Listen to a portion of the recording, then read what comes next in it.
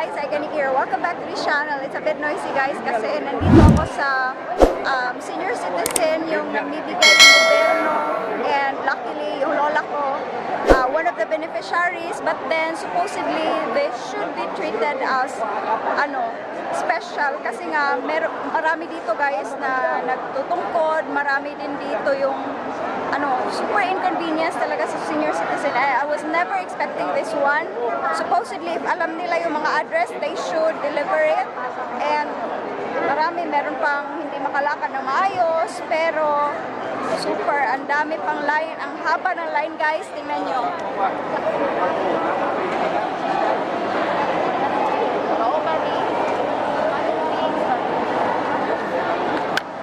So, I don't know, matatapos kahapon, supposedly kumuha yung lola ko, but then ang daming tao, and then ito yung lola ko. She's super old, 88 years old, and she needs to go home kasi nga, ang sikip, and then nagdudumugan yung mga tao, and we're advised na pwede daw sa Hopsdom, pumunta kami sa Hopsdom early in the morning, and then we were told na dapat pumunta sa barangay hall, and nandito kami sa gym ng barangay hall na super init with all the senior citizen. Good luck.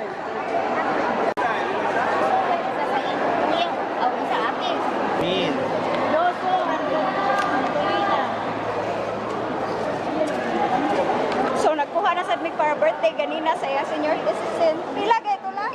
Ana, nakakuha na mi. Thank you. Say may kastorya daw. Thank you daw. So happy na ka kay nakuha na nato tanan.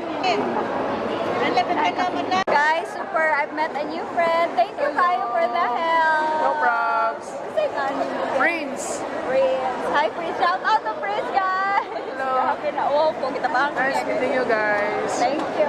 Ingat ulit. So palit sa sabaw guys. Unsay namoy linatan madam? Usa. So, we're back guys. We're done sa among lunch niya. Si dali raman ako kay oatmeal raman. Si Lola kay nagsuwa siya iskabichi. Iskabichi and iskabichi and nilatan. So, hi Lola. Say hi sa camera ko.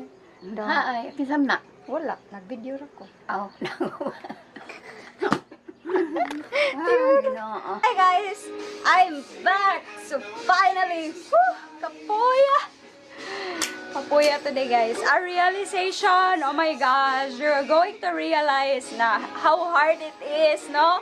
To get the money nga distributed for senior citizens. Though, I'm just with my Lola, but then the whole process was a no-no for me, honestly.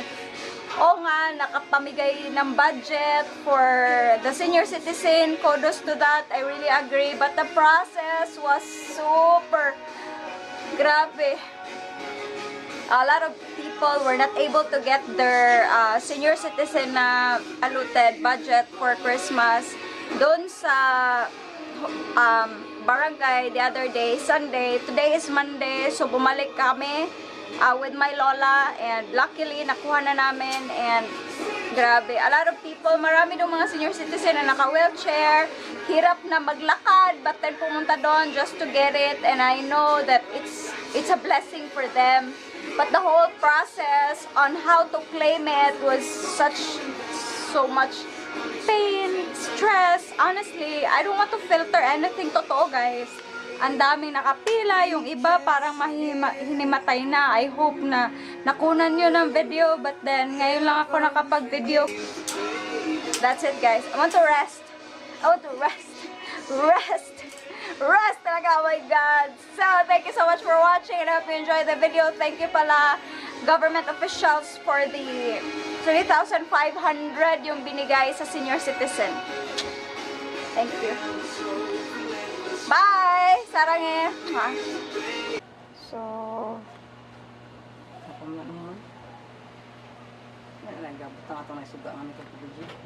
ngiti dyan, Jubi! Ngiti dyan, Ju! Ngiti dyan, Jubi! Alay, sa nabe, dako. Kaya nabe. Na, hungit.